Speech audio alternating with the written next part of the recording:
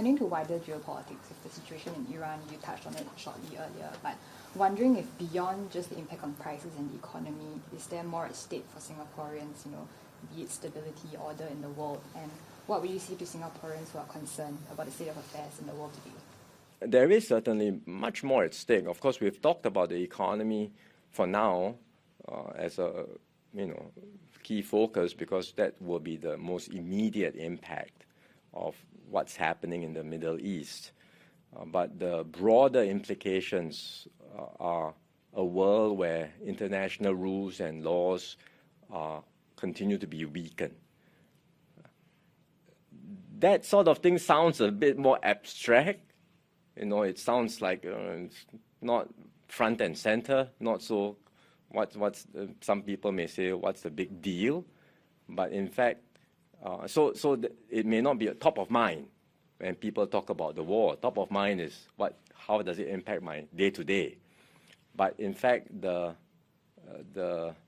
weakening of these rules, the weakening of global institutions, of long-standing norms, are a very significant source of concern should be for small states especially, but actually for all countries big and small, because it will simply mean we are moving more towards a world where countries will be more inclined to use force to get what they want.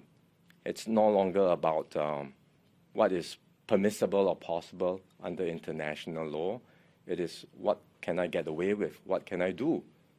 And if more and more, if the strong start to do, major countries start to act this way, others will just follow, and if this trend were to continue, then we will end up in a world where there will be more conflicts, where differences will be resolved not in peaceful engagements, but with show of force, with coercive tactics, and it will be a more volatile, unpredictable, and dangerous world.